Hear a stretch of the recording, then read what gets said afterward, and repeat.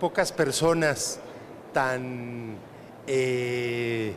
precisas para un tema como el caso de Jorge Nassif, precisamente en de la historia de nuestros mercados.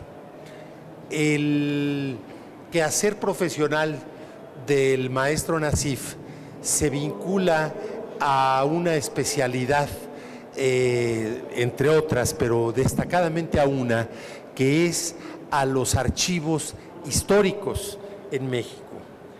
Desde luego, él destaca, por una parte, como director general académico del Instituto de Estudios Históricos Carlos Sigüenza y Góngora, que es muy relevante en esta materia de la historia. Pero además, también Jorge Nassif es secretario académico de la Escuela Mexicana de Archivos, asociación civil. Ha sido reconocido, premiado, precisamente por sus actividades en estos campos. Recibió Jorge el Premio Nacional al Mérito Archivístico. También obtuvo un reconocimiento que se llama Ciudad de México por ese mismo tipo de labores. Cuando pensamos en un ícono de los platillos de la cocina mexicana, pensamos en el mole. Y cuando pensamos en un ícono de la historia de la cocina mexicana, pensamos en doña Guadalupe Pérez San Vicente. Una de las personas más cercanas a doña Lupita fue precisamente Jorge Nassif. Y esto, bueno, lo acercó no solo a esa persona queridísima que fue doña Lupita, sino al tema que nos ocupa precisamente, que es la alimentación, en este caso de hoy, los mercados de México y su historia. Jorge, bienvenido, muchas gracias. Muchas gracias, Pepe, qué gusto. Muchas gracias, gracias por la invitación. Yo agradezco mucho poder estar en este foro internacional, por muchas razones. Una de las razones más importantes en realidad es poder volver a hablar, poder hacer un poco de historia de los mercados, como ya hace muchísimos años lo hicimos. En este libro que se llamó Charlas de Gastronomía con Guadalupe Pérez San Vicente, que fue el último libro que Guadalupe Pérez San Vicente publicó una vez que había fallecido. Es decir, ya muerta Lupita, pudo publicar su último libro, que fue una recomendación que me dio a mí de manera personal, y en donde, como siempre, me obligó a meterme a cosas que según a mí no me interesaban y que tuve que generar. Por el tiempo y para poder permitir que el próximo ponente tenga también tiempo para poder estar aquí, contrario a mi forma de ser, voy a dar lectura a un texto que preparé y trataré de ir haciendo algunos comentarios al margen.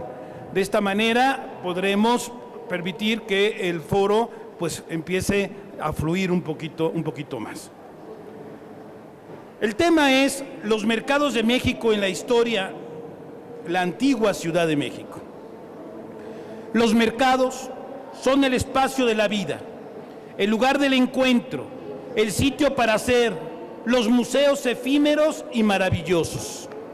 Expresiones atribuidas a Pablo Neruda y Antonín Artaud, sacado del libro Charlas sobre Gastronomía Mexicana de Guadalupe Pérez San Vicente y Jorge Nassif Mina.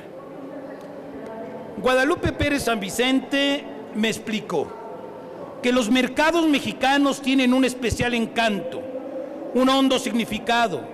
Se dan como tianguis en días fijos que se llenan con el aroma del estreno, la ropa nueva que se hace para disfrutar en esos espacios mágicos, despliegue de riqueza artesanal, incitación gastronómica, sitio mágico al que llegan los inventos tecnológicos y los turistas nacionales e internacionales, donde pueden comprarse las galas culinarias hechas por hacendosas mujeres, desde las tortillas más caras, vendidas por docena, cuando son a mano, los tlacoyos, esa perfección que surge cuando el relleno es de haba, de frijol, de garbanzo, de chicharrón o de requesón.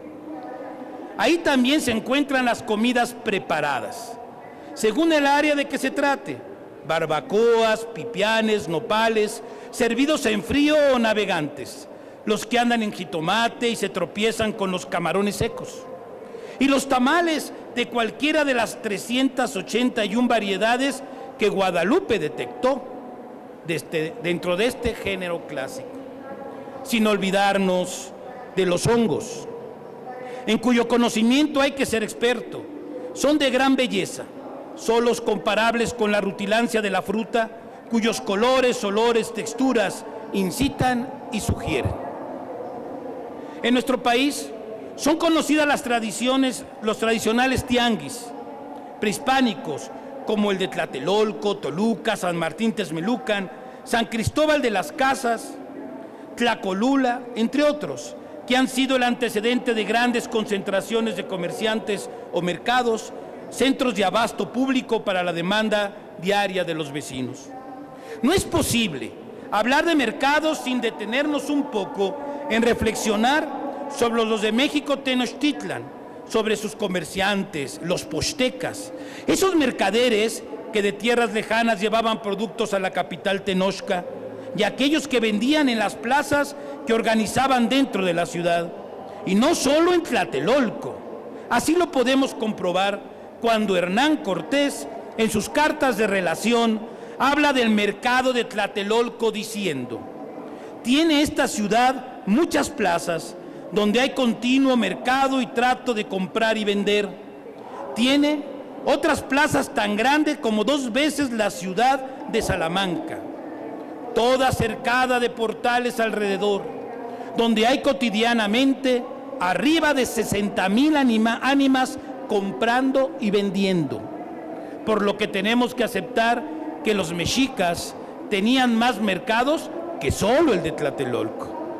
Recordemos que México Tenochtitlan está dividido en campas, es decir, barrios, y cada uno de esos 4 campas tenía un centro ceremonial y un mercado. El mercado cercano, aquel gran mercado de Tlatelolco, colocado estratégicamente en el camino al Tepeyac, era para vender, obviamente, a todos los visitantes que caminarían sobre lo que conocemos como la calzada del Tepeyac y van a llegar precisamente a ver a la Tonantzin, a nuestra madrecita. Ese camino era el camino perfecto, Tlatelolco, en donde poner un mercado, en donde se daba el abasto. Pero el abasto cotidiano, el abasto de todos los días, el abasto común y corriente, se daba en cada uno de esos mercaditos que estaba en cada campa, es decir, en cada barrio de México Tenochtitlan.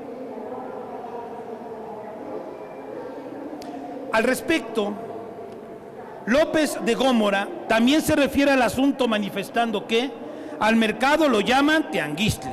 Cada barrio y parroquia tiene su plaza para contratar al mercado, mas México y Tlatelolco, que son los mayores, las tienen grandísimas, especialmente la es una de ellas, donde se hace mercado la mayoría de los días de la semana. Al respecto, uno de los grandes historiadores mexicanos poco reconocidos, que fuera además el director del Boletín Municipal de México, Jesús Galindo y Villa, manifiesta en su historia sumaria de la Ciudad de México y afirma que en el que fuera el barrio de San Juan de la Penitencia se encontraba el segundo mercado conocido como de Moyotlan, y en el barrio llamado de San Pablo estaba un tanguillo o tianguis pequeño. Esto nos fundamenta que no solo podríamos hablar del mercado de Tlatelolco, el que ya se ha estudiado mucho y hasta imágenes tenemos en el Museo de Antropología. Después de la conquista de Tenochtitlan, pasaron 3 años para la organización de la ciudad hispana. Al respecto, el padre en Botolinia expresó que la 7ª plaga fue la edificación de la gran Ciudad de México, en la cual los primeros años andaba más gente que en la edificación de Jerusalén en tiempos de Salomón, porque era tanta la gente que andaba en las obras que apenas podían hombres romper algunas calles y calzadas, aunque eran bien anchas. Muchos naturales perdieron la vida en aquella edificación. Se cuenta que murieron más naturales en la edificación de la antigua Ciudad de México que en la propia conquista de Tenochtitlan. El traslado de los materiales y además la forma del trato en el trabajo provocó muchísima muerte. Fue una plaga más fuerte quizás que la propia viruela antes de la conquista de Tenochtitlan. Ya para principios de 1524 existía un lugar destinado para el abasto público. Se ubicaba en el predio que hoy ocupa en día el Palacio de Bellas Artes, conocido como el Tianguis de Juan Velázquez, en honor a un cacique indígena importante, al decir del propio González Obregón. En fin, la organización del abasto y la acción de mercar los productos se efectuaba en las primeras décadas del siglo XVI, lo que se llamó la Plaza Menor de México, ubicada en el predio frontal del edificio del actual Monte de Piedad. Pero con el paso de los años y estando la acequia real por donde entraban los productos, muy cerca de la Plaza Mayor de México, esta fue saturada por vendedores de todo tipo, convirtiéndose en el centro de abasto de la ciudad. La Plaza Menor de México se va extendiendo y se va extendiendo por todo lo que conocemos hoy como Plaza de la Constitución, la Plaza Mayor de México. Y esto era porque la acequia real cruzaba por lo que hoy conocemos como la calle de Corregidora. Por ahí entraban los productos en canoas y por ahí también entraban los regatones, un grupo de personalidades y de personas y de gente dedicadas a comprar entre la acequia, antes de llegar a la plaza, los productos y mercarlos más caros de lo que realmente eran en la plaza pública.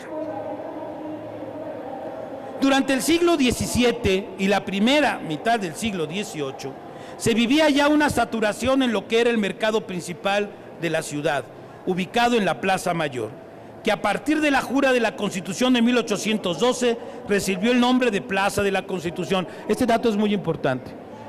La Plaza de la Constitución no se llama así por la Constitución del 17, se llama así por la Constitución de Cádiz, la Gaditana de 1812. A partir de ese momento dejó de conocerse como Plaza Mayor y se le llamó Plaza de la Constitución. Años después, muchos años después, en el gobierno de Antonio López de Santana, que intentó poner una columna de la Independencia y que no lo logró, únicamente construyó en esa plaza el zócalo de la columna. Y entonces, popularmente, todos los citadinos le empezaron a llamar Zócalo. El Zócalo que hasta la fecha, si yo digo Plaza de la Constitución a una persona que viva fuera de la Ciudad de México, a lo mejor no me ubica muy bien, pero si le digo el Zócalo, inmediatamente ubica el lugar físico del cual estoy hablando. Bueno, pues este Zócalo, llamado Plaza Mayor de México, es el centro de abasto en estos años del siglo XVII y siglo XVIII, provocando obviamente una gran saturación y un caos de todo tipo. Saturación y caos de manera concreta. En el año de 1611 llega una real cédula de España en donde el rey de España manifiesta la necesidad de organizar la Plaza Mayor de México. De organizarla porque existían varios vendedores conocidos como mesilleros o buhoneros. Nunca se refiere la historia a vendedores ambulantes. El vendedor ambulante deambula, camina de un lugar a otro sin afectar en lo más mínimo el tránsito ni los caminos. Los que causaban problemas, hasta la fecha, son los mesilleros, es decir, aquellos que ponen mesitas y de ahí venden, o los buhoneros o toreros, aquellos que ponen una tela en el piso y cuando ven que llega la autoridad, la juntan y se mueven y se ponen en la otra esquina. Bueno, este problema en la Plaza Mayor de México crecía y por eso hay una real cédula de 1611 en donde se establece la necesidad contundente, fuerte, de organizar, de administrar. Sin embargo, va a ser hasta la llegada del segundo conde de Revillagigedo. Pues sí, este segundo conde de Revillagigedo, que es al que le generan un juicio de procedencia por querer ordenar a la Ciudad de México, por querer arreglar sus calles y limpiarlas, generar un primer gran reglamento de policía y buen gobierno, generar una serie fundamental de procedimientos. Cuando el segundo conde de Revillagigedo llega a la Ciudad de México y la ve, se espanta. Se espanta al grado de decir, no es posible la existencia de tanta inmundicia.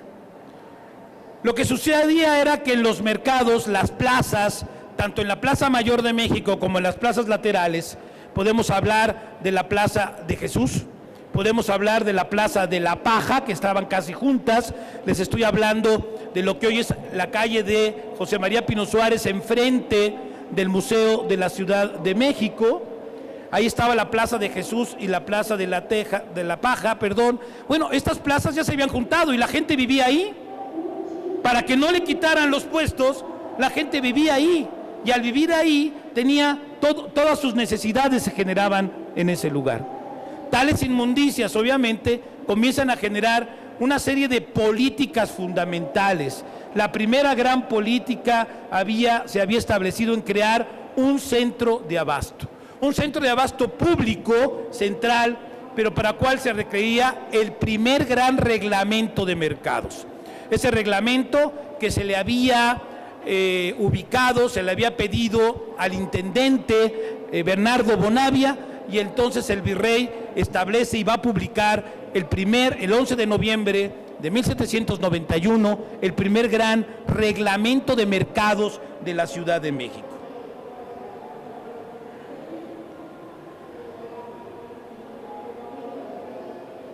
Lógicamente, el segundo conde de Revillagigedo, como arma fundamental, instrumento fundamental, ya traía las reformas borbónicas. Tendríamos que explicar un poco que la reforma borbónica, la distribución de todo el territorio que se conocía como Nueva España, empieza a generarse por intendencias. Entonces la Ciudad de México formaba parte de la Intendencia de México. Y al formar parte de la Intendencia de México, obviamente, había un intendente el cual marcaba algunos lineamientos. Por eso es que Bernardo Bonavia, intendente de la Ciudad de México, comienza a generar precisamente este reglamento de mercados. Así pues, con estas reformas borbónicas, tratando de generar instrumentos legales, determinó regular las actividades en el mercado principal de la Ciudad de México. Así, en el predio conocido como conocido como la Plaza del Volador, fue construido un mercado de madera que llamaron Mercado del Volador, ubicado en el predio de donde hoy en día se levanta la Suprema Corte de Justicia de la Nación, e inaugurándose como mercado principal y centro de abasto público ese 11 de noviembre que les platicaba del año de 1791, y contando con el primer reglamento como tal en la materia, la Gran Plaza del Volador. La Plaza del Volador era un predio que estuvo siempre a un lado del Palacio de Moctezuma Xocoyotzin, del Huetlatuani Mexica. Y ahí se le llamó del Volador porque llegaban los voladores de Papantla a hacer el espectáculo cotidiano que podemos ver hoy en día en el Museo de Antropología.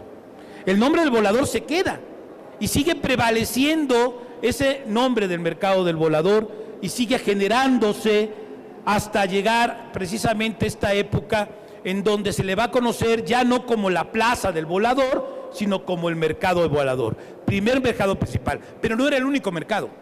Se seguían generando otros mercados laterales en la ciudad, pero para poder hacer esa distribución de mercado se daba del abasto en el Mercado del Volador.